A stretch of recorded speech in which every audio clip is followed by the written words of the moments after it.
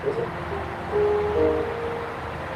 Well, I think we have to get wrapped up here too. We're almost out of time, but it's already kind of organized on this yet. Yeah, so my plan at dinner. It's your boy Jabulani International, Just trying to see how this life goes today. Hi there, babe. I'm very hard pressed What a to one. figure out why such an So I innocent, should come live today. Master see life will go for me. wound up on the wrong side of a murder investigation. Twilight, all my fans. It's hard to accept that a family member puts it How there. they be now, my people? And that's the problem with really Shall see me live. that Know that people that makes us feel better because we're living. I'm meant for you, okay? Let me see how it goes today. Today's live. All right.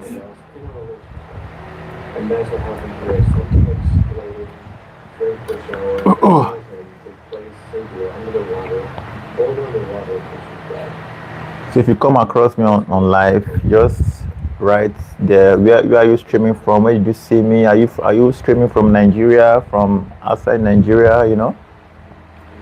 Just let me know what's up. I've prosecuted serial killers, serial rapists, gang leaders, true sociopaths, and I'm often I watched yesterday Brentford. All the Man U fans, all the Man U fans in the building wanna show me love, wanna say hi. All the Man U fans say hi. She made that choice to end I don't know if you guys watched Man U Brentford yesterday. position possible, naked. How many of you guys watched it? You'll have the same questions I had. What is real? There might be hypnotized assessments. How many of you guys watched the Man U Brentford game yesterday?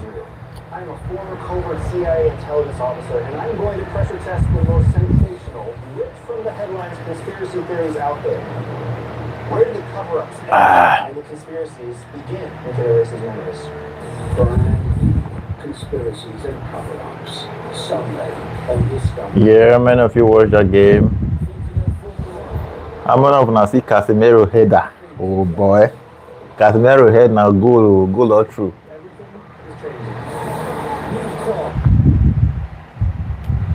Casemiro header yesterday Brentford Man U game. It's been such a part of my life. And now, today, I am in prison. I think about him when I drink coffee, because he's not there having coffee with me. And now I know he's having instant crystals for coffee.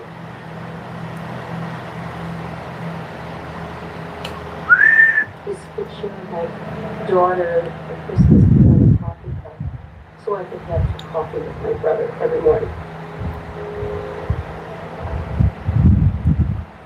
At least no night.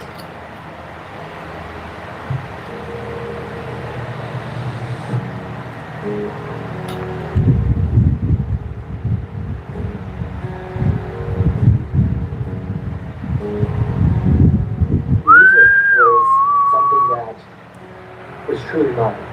Justice wasn't served today.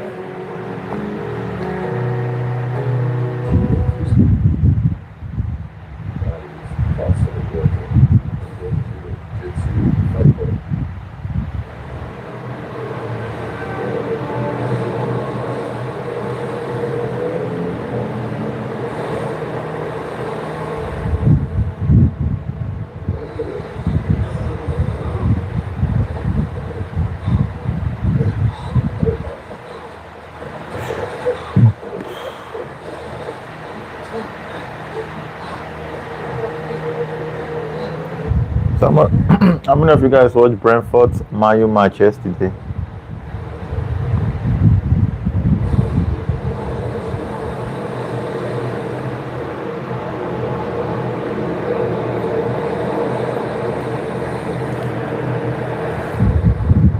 Man U give them 2 Congo now. I've seen it. This is BBC News. I'm Katrina Perry, live at the White House. And I'm Matthew Emery Waller, live here in London. Royal State visit. Preparing to address Congress later as part of his US Prince Charles and his wife. They are on a state visit to US. That's what I'm watching right now. You watch? That speech is due at the Capitol later, but live in the next hour, we're expecting the King and Queen to be welcomed here at the White House with a military ceremony. We will have full live coverage of all of that. It is expected to get underway in the next 30 minutes. Well, other main headlines here. The Prime Minister's former Chief of Staff says he made a serious mistake in recommending Peter Mandelson for the role of US Ambassador, as he told MPs he didn't ask for the vetting to be cleared at all costs. The appointment of Mandelson as Ambassador was a serious error of government. I advised the Prime Minister to support the first appointment, and I was ready to do so. Well, this is the scene live in the House of Commons, where MPs are currently debating on whether there should be a parliamentary investigation into the Prime Minister's claims about the vetting of Lord Mandelson.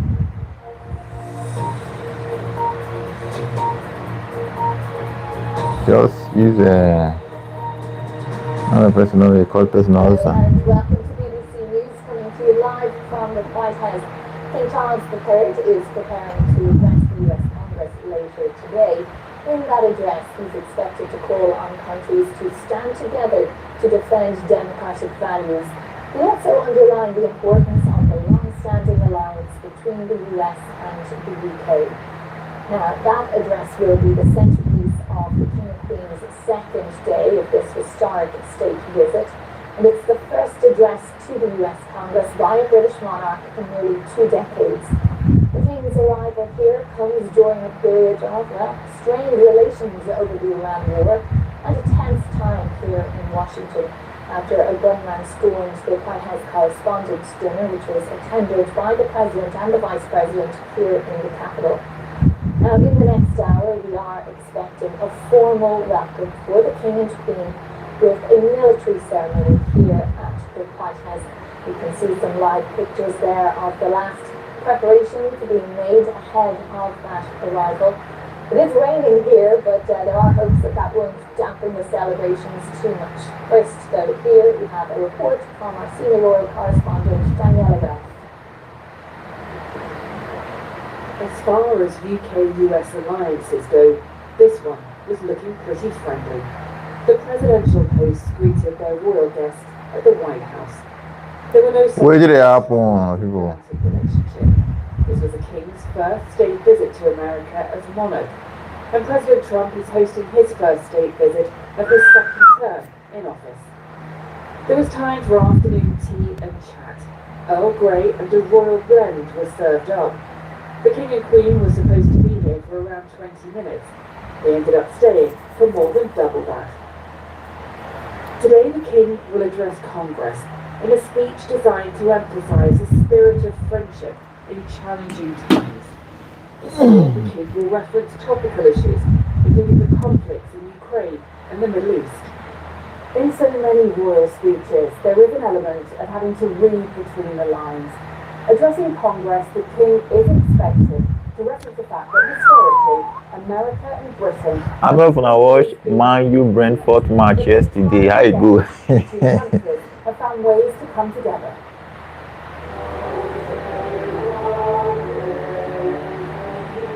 But the British Embassy came in the familiar territory of a garden party.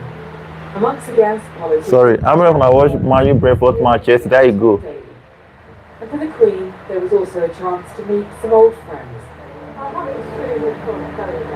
Hearing from survivors of Jeffrey Epstein remained off the agenda for the King and Queen this week on legal advice. But at the embassy, the Queen spent time with groups working for domestic violence and child protection organisations in the US. I think, of course, it has to be a choice for the individuals, certainly for the King and Queen as they come here for this event. I think certainly we all prioritize the voices of the victims and the survivors, ensuring that not only that they are heard, but that progress is made in repairing systems that broke down that failed them. The friendly arrivals of yesterday moved to the more formal, ceremonial elements today. But state visits are a mix of high diplomacy and personal chemistry. Before the day ended, the King and Queen got a chance to look at the White House beehives, including one shaped as the White House itself. Daniela Ralph, BBC News, Washington. Compared to the illicit. Joining me now is Gordon Sondland, former US ambassador to the EU, who's joining out of the rain in our Washington studio there. Gordon, thank you very much for joining us here on BBC News. Really, this is a historic moment, as we've been saying, but it comes at a time when the relationship is a bit strained, at least between the President and the Prime Minister. What sort of tone do you expect to see from their interactions today? Well, I expect a completely different tone between the President and the King and the Queen, of course. The President reveres the monarchy. He revered Charles's late mother, and I think he treats the monarchy and the crown differently than he treats the government. I think he's annoyed at Prime Minister Starmer, first of all, for not standing up the moment this operation went into effect and saying that he supported it, he was 100% behind it, and then all of these false starts about what the use of UK bases were for the US forces. It was a real mess. I don't think he's going to attribute any of that to Charles at all. And we've heard how much love and respect he has for King Charles and the broader royal family. The two men seem to have quite a close connection. They exchange a lot of correspondence as well.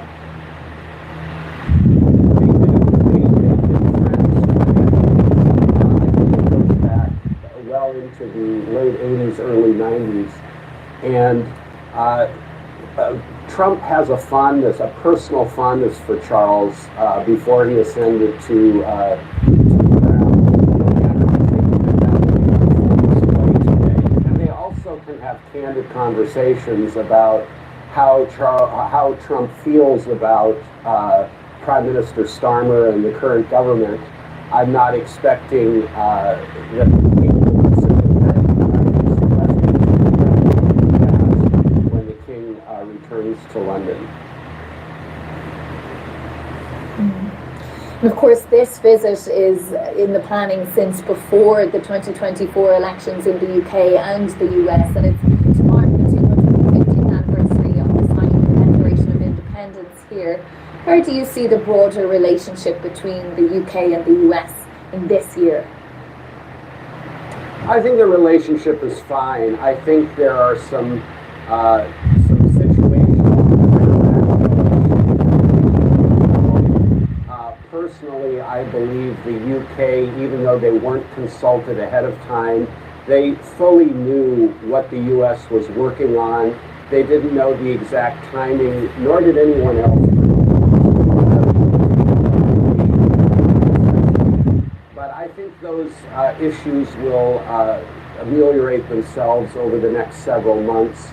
And I've noticed that the UK is now fully cooperating. The next thing they need to do is actually send some minus users to the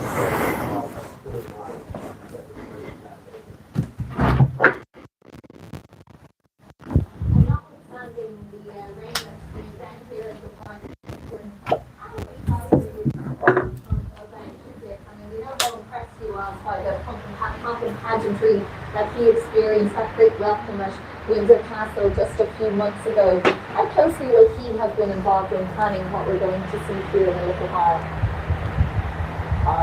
President Trump has a fantastic protocol team, and while he may weigh in on certain details, the protocol team at the White House is first rate. I think the president is thrilled to welcome the King and the Queen. He loves the red carpet. He loves the pageantry. He loves the pomp and circumstance. The difference between President Trump and other presidents is he admits it. The other presidents try to appear, very, very unintimidated by the whole process and like they don't really care. They love it as well. But President Trump fully embraces it. And he wears his heart on his sleeve when it comes to this type of, this part of his job, which is an important part of his job. And I think he and the King's personal relationship will even accentuate, the positive feelings between the U.S. and the UK. Now, once proceedings have concluded here, the King, of course, will go to Capitol Hill to address Congress, and then later on there'll be the state dinner here tonight. It's a very hot ticket, Gordon, isn't it, given the reduced capacity? Who do you think has made the list? Well, clearly the members of the cabinet will be there, close friends of the president. I'm sure there'll be a few people that were, contributors or supporters will be invited. But I think the embassy also has several tickets to give out to people that the UK believes should be there.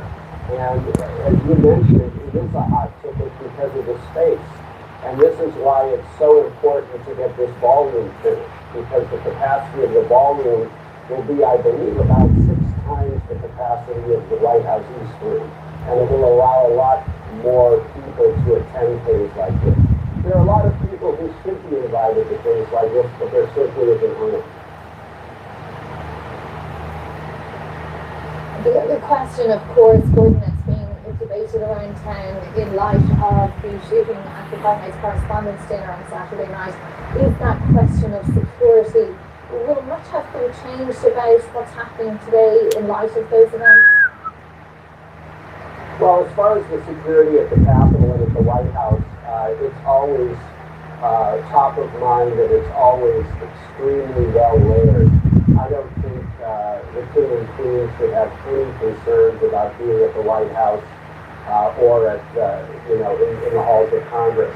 I'm not really prepared or able to comment on the security when they visit New York and the other parts of their trip, but zero concerns about the White House and Congress. Okay, all right. Gordon Sondland, former US Ambassador to the EU, thank you very much for joining us here on BBC News. My pleasure.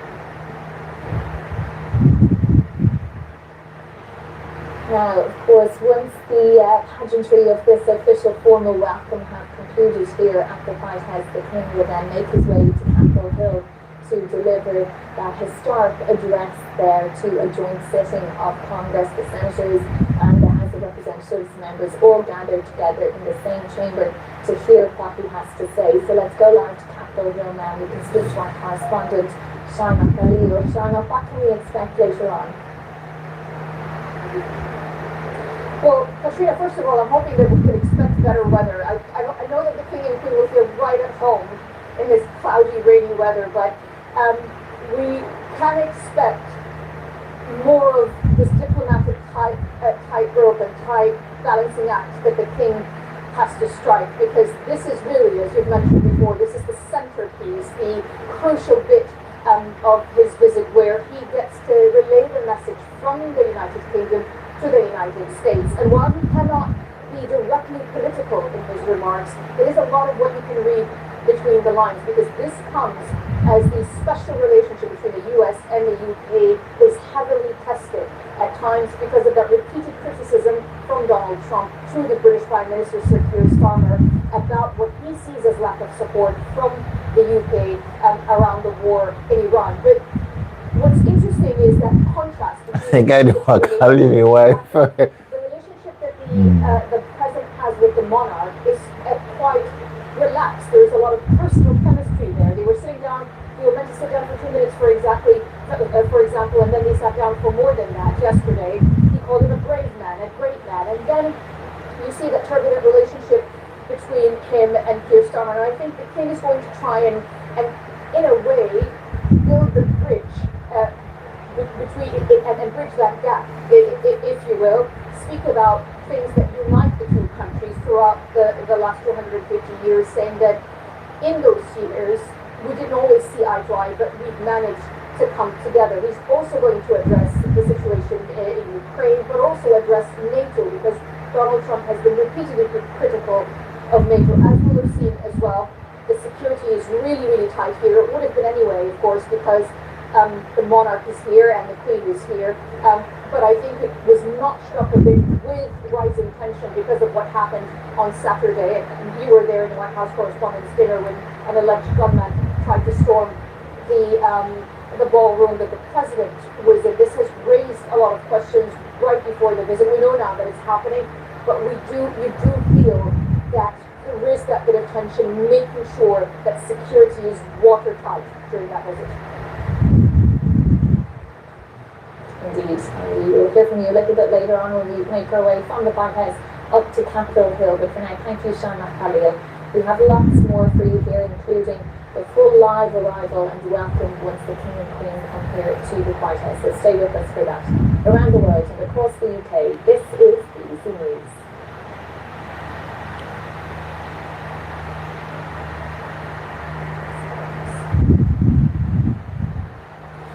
Well, I mean, the president sounded reasonably optimistic there. Marco Rubio, Secretary of State, just sounded reasonably optimistic. Every single one of us in the morning is going to get up and look in the mirror and like, put on makeup and shave.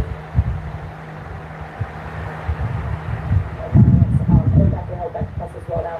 OPEC was founded in 1960 to essentially counter the dominance of Western oil companies, to take back control over the country's own domestic oil supplies, and to be a very effective weight when it comes to regulating prices in the markets globally. Now, for the organization, this definitely takes out some of that power that it has had to regulate markets. Now, the UAE is one of the few countries in the alliance with meaningful spare capacity for oil production. So leaving the alliance means that OPEC has less power to effectively counterbalance market shocks when they happen. And it also raises the question of who might be next. Now, the UAE is probably the first country to walk away from the alliance. In the last few years, we've seen departures from Angola, Ecuador, and Qatar. But the UAE leaving, recent statistics, especially in the last few months, have the UAE as the third largest producer in the alliance. So this is very significant for its image, but also its power in global markets generally. And the US President Donald Trump is quoted as accusing OPEC members of, quote, ripping off the world with high oil prices and the price we're currently seeing at the moment. And of course, this is because of what we're seeing in the Gulf and the Strait of Hormuz. 111.16 is the spot price for Brent crude we've got on the screen at the moment. How do you think this is going to affect global prices going forward? How do you think producers and also consuming countries are going to react to this? Well, this could certainly, as I mentioned before, make it harder to neutralize or to balance out some of the oil shocks that we've seen in the past. But at the same time, it provides a more flexible, major world producer of oil. That is Abu Dhabi, which basically means if the U.S., let's say Trump for a long time has berated the Gulf countries for not producing enough to keep prices down, and so the UAE will be in a position to produce more and help lower prices globally if that is something it feels it is in its interest to do. So as you say, this will be welcome news for President Trump, and it could enable the country on its own to help offer more to stabilize markets, but at the same time it takes away from OPEC's power on itself. So certainly we could see increased volatility in oil markets because of this. Natasha Tarag is an independent Middle East journalist, and we appreciate you being with us on Opposite. Thank you very much indeed. Israel has issued another forced evacuation order for 16 towns and villages in southern Lebanon. The Israeli military already targeted towns in the south on Tuesday, despite a US brokered ceasefire. The latest attacks hit communities near the Litani River, north of the Israeli-imposed military boundary, known as the Yellow Line.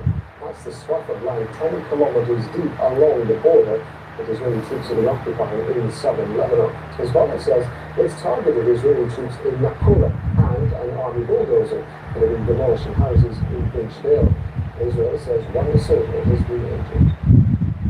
On Monday, Israeli airstrikes killed 4 people and injured dozens more in southern Lebanon. At least 40 people have been killed in Israeli attacks since the ceasefire came into effect on April the 17th. This is Heidi Pex joining us now from Tyre in southern Lebanon. Heidi, there are reports of strikes in both the south of Lebanon and the Bekaa Valley, not to mention more forced evacuation. Please talk us through what's happening today. Yeah, so the forced evacuation orders that were issued earlier this afternoon by the Israeli military were directed at residents of villages south of the Litani River, but well north of what the Israelis are calling the Yellow Line or the Forward Defense Line, which is this part of southern Lebanon that they are occupying, even if not directly with troops on the ground, but seeking to control from the air. Now, they have told residents of those villages, it's about 16 locations in fact, that they needed to leave immediately, and they even given directions on exactly which way they should go. So even here inside Lebanon, they're telling people to leave their homes, and then they're specifically directing them where to go, which gives you some idea of the level of control that the Israeli military is trying to exercise here in southern Lebanon right now. Many of those locations are ones that have been hit in airstrikes over the course of the day. I've been keeping count of the locations. It's up to 16 at least now. And in the last couple of minutes, actually, there were some airstrikes that hit in the hills of Tyre, which is the city where I am, some of the smaller towns and villages, including Bazaria and Terdeba, which is where those latest two airstrikes hit. It hasn't just been airstrikes over the course of the day, though. There have also been demolitions. We have heard about artillery shelling by the Israelis in multiple locations along the front line. And there's also been an Israeli helicopter, an Apache, which has been spraying villages in the eastern part near Majayun with machine gun fire. We've also seen military activity from Hezbollah.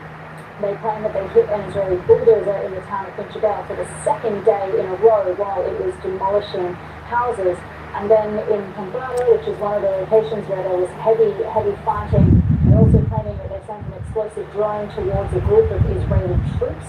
The Israeli military has put out a statement in the last couple of minutes saying that there were no casualties from that particular attack, but Hezbollah then claims that exactly an hour later they targeted an Israeli tank in the same location. And we're seeing a little bit of a change in tactics from Hezbollah, certainly in the last couple of days.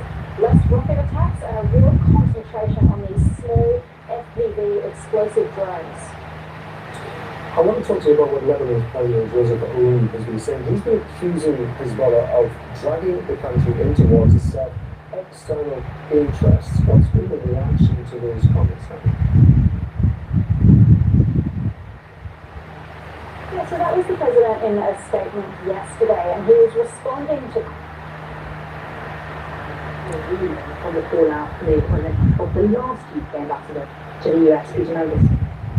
Lucy Fisher, thanks for bringing us details on that story the FT has just published. Thanks very much for your time. Now, MPs have been debating if Keir Starmer should face an inquiry into claims he misled them over the appointment of Lord Madison as the British ambassador to the US. The Conservative leader and Ted Knock urged Labour MPs to back that move. Dan Sheet described the motion as, quote, a political stunt. Earlier, the Prime Minister's former Chief of Staff, Morgan McSweeney, told MPs that Keir Starmer relied on his advice about appointing Lord Madison. With the evidence to the Foreign Affairs Select Committee, he also apologised to Jeffrey Epstein and said he hadn't asked for steps to be skipped or for the vetting procedures to be ignored. So that's just a flavour of the evidence from earlier. Let's go live to Westminster. Our political correspondent Ben Rides, and Ben, I'll return to that session of the Select Committee in a moment or two, but just give us a flavour of the debate that is currently going on in the House of Commons. Well, Matthew, as Lucy Fisher has said just there, 7 months after Lord Mandelson's sacking, his appointment is still an issue that is consuming Parliament. And today we had both the sessions from the Foreign Affairs Select Committee and this debate overlapping at one point for about an hour. And the evidence from the Select Committee here is really feeding into the debate underway on the floor of the House of Commons. This is about a motion that has been put down, led by the Conservatives, but backed by other opposition parties too, claiming the Prime Minister has misled the House of Commons. The most serious of offences. They say that he may have not told the truth when he said,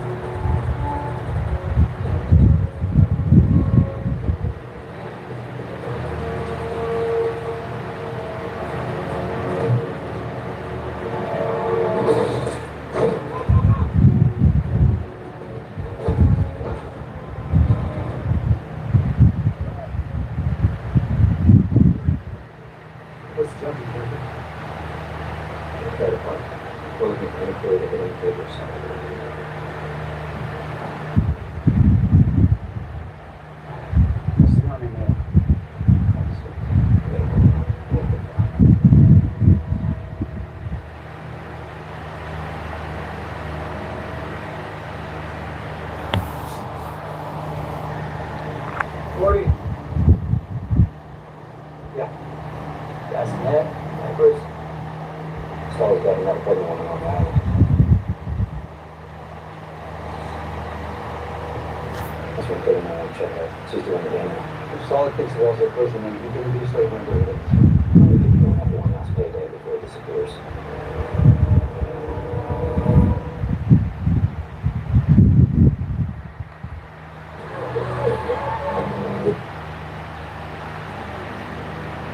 From now on, Sanchez, I no longer care what happened. It was because of you that I had to face the death of my father-in-law. Don't you see that? Everything we went through was only because of you. You should not have done it, Marshall. You were free. In my village. Yeah, I was brave. Honestly, fucking with the fucking jobs. We got two amazing people. Yes. We made it. Attitude. Happy to meet you.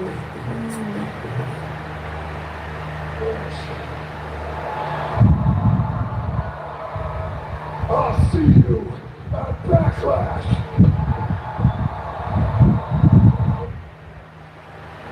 It's a Friday. You know, I might have that show.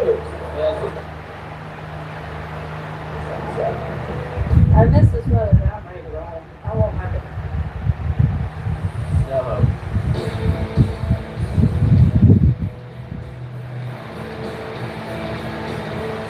Making this film is going to be a little bit of a challenge because we're making it out of stainless, and stainless isn't very valuable. It's just started to get a lot smaller again. It's going to be hard to shape and match it to the original trim.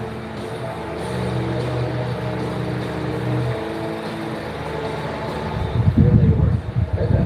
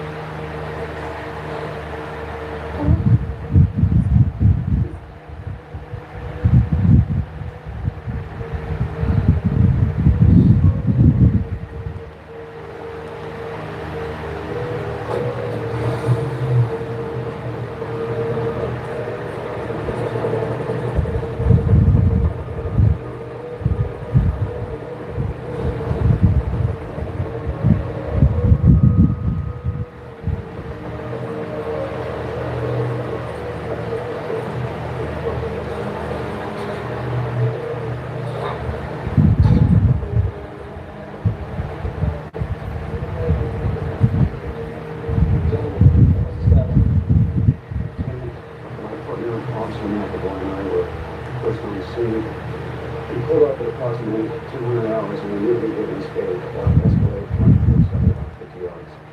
We went to the lake. It was a white No single suspects entering or exiting the bank. Yes, sir. At the moment, we were focused on the vehicle and the driver, but just as we came to a stop, the driver stepped out of the Escalade with a fully automatic assault rifle. And that is when so the incident fire and partner was hit. No, the passengers of the vehicle. Oh, yes, sir. Yes, we had one right along in the back. You have a rider on the back? What was the rider on that? Was the right along? I don't know whether the right along is. What did you say? Wow. Shane, I see their face. I need to know where the rider on. What did you say? We can only get to this attitude as quick as No, possible. you were an hour late, and we were outdone. Chandler, My son is dead! He's dead! He has a child on the way! What took you so long? Chandler, gotta be escalated. Gotta let me put together my SWAT team here. Let me get an entry plan in place. And we get in this building and get this structure through. I need you to break it down for me, okay?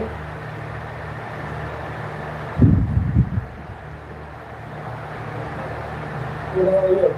Russell, principal. Okay, and? Gave us the lead in the warehouse. And? confirm what we're dealing with. Okay, and what are we dealing with? We're dealing with these assholes. Well, that's really. Excuse me, I got no call on my ass. Okay, but what we're talking about flying under the board, you just say right now. I think these guys are puffs, and these guys are slab. Okay, whatever your name is, if you've got this for intel that I can use my own treat you, then go ahead and coordinate, okay? I'm done.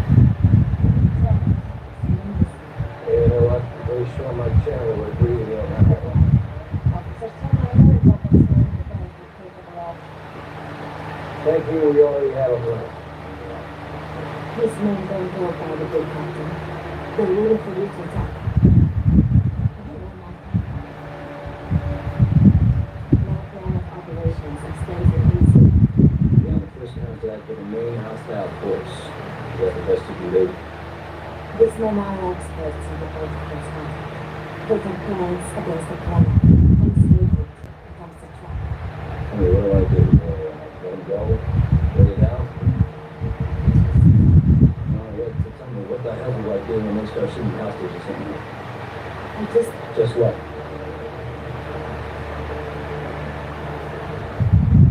want you to understand. They will use your assault to leverage your escape. I want to rescue you later.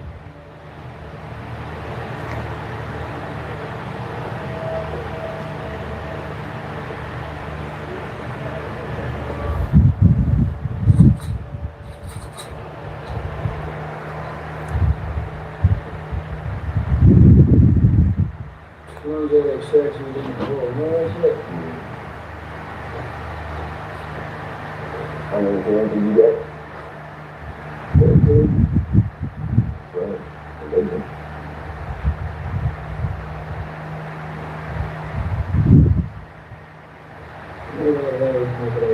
How much longer now? I'm gonna walk out of here with a gun now. We'll have to run more than we make from military. Expect salvation. Just do what we do. And then we'll check up on the hospitals.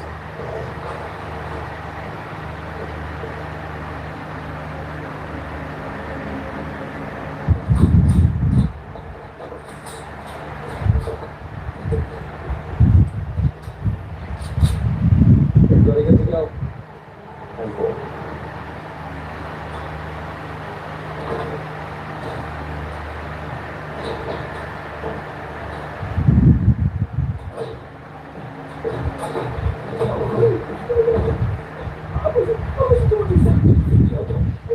You leave him alone. Don't have to. You see? Come on, just go ahead and do it. Shoot it right here.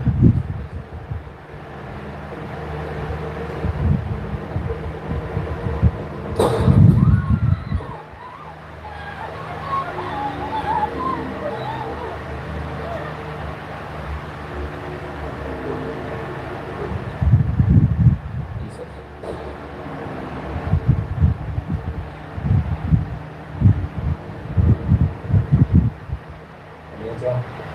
We were able to advance materials for rail cameras. We have Oscars. My best contact's 15. Red team. Make our approach from the east corner here. Slow and deliberate.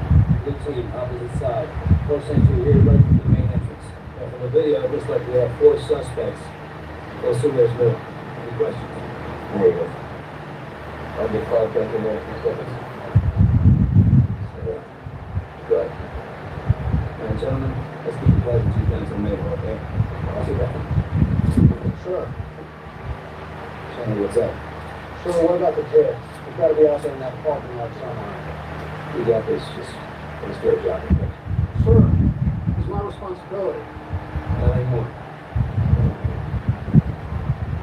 Put it right along. Let's move out.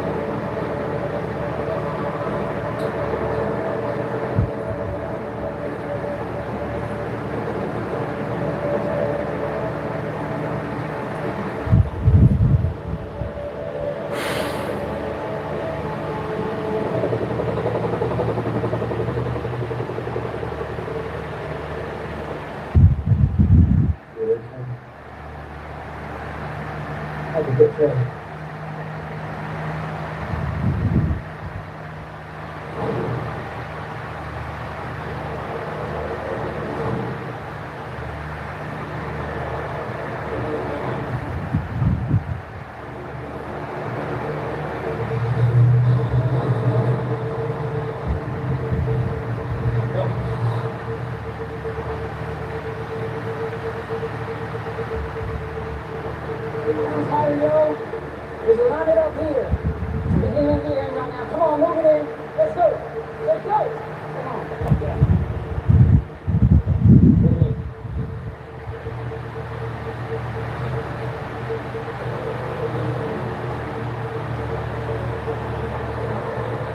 Good boy, that's what's on there.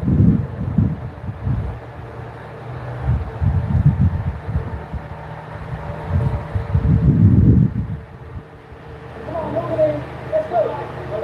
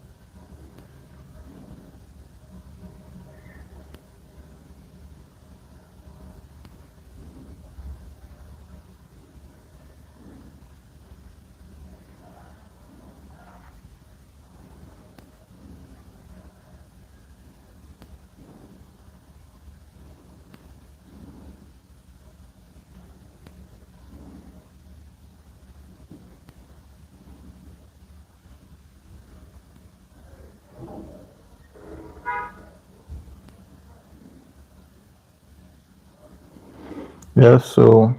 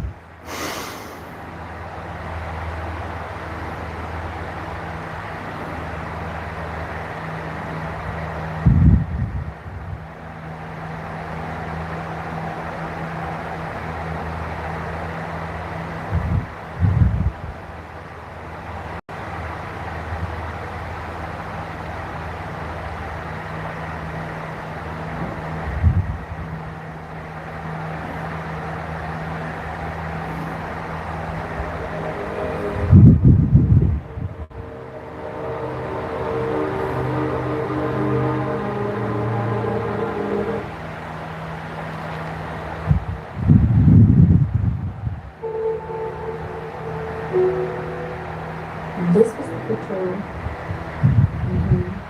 Yes. From my mom. He was a monster who took his grandmother's life. Her vulnerability was gone. And now her life is gone. What was doing today? Pray for help. No doubt about it.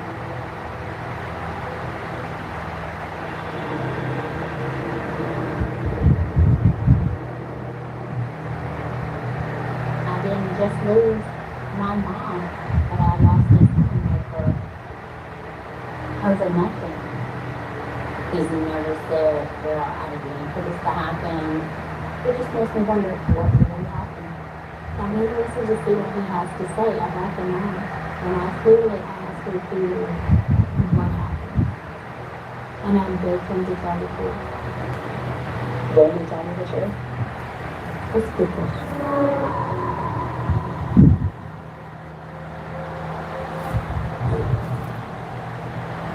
He killed our grandmother. And he doesn't really show any remorse for it. He doesn't feel sympathy for the person who did it to you.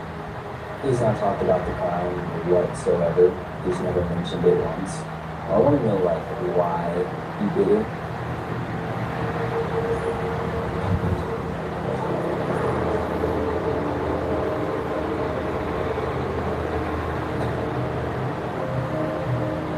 Honestly, she didn't see funny. As soon as I came through the doorway, I was like, I remember watching him watching her body just kind of jerk a little bit. That is just me being heartless. Me just not caring. Me being emotional. The last thing she saw was she was watching some show like this. Like she was real big into true crime. And it was strange. It's like I'm watching this show going go with you. I mean, it's how willing to never unemotional when I say this. But I can put you on the show. That maybe just how my brain works.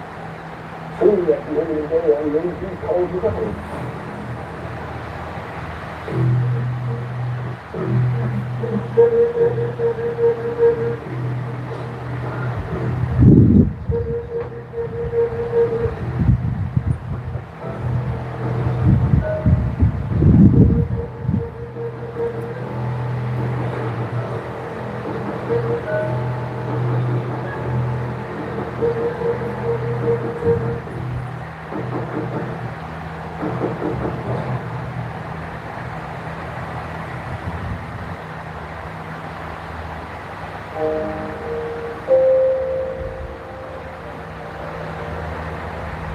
This is a picture of Josh when he was just a few months old. I'll never forget that I had this picture of my little joy as a single parent. I can remember thinking about what is he going to do when he grows up? Is he going to go into business? Is he going to be a doctor, a lawyer? Whatever would make him happy. I never once thought that I would be sitting here looking at a baby picture of my son and thinking that he's here in prison for murder. All the things you could have been doing in the States in prison for the rest of your life, and our life is gone. It's an absolute loss.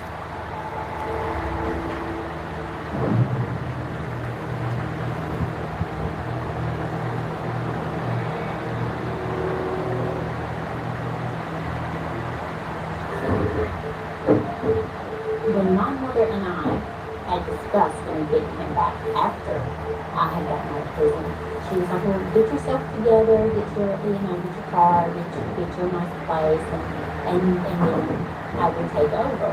But to be honest, at the time I was like, well, he has the best of everything. He has my mama, he has my dad. I had a wonderful support system. So I just let it be after a while. The days that I had off from work, I would pick him up. I got him for the whole summer. I never missed For $1,500. So, Remy, what's it gonna take to get you to make that call? None of it's okay. Savings or cash. Just call yours. SMS CAR to 47570 now for a quote. I can still feel your streets coming off from that crazy old. The less problems, the more time for a chat with your dentist. The new Colgate Total system is 15 times more effective at fighting the root cause of many oral issues. New Colgate Total helps stop problems before they start.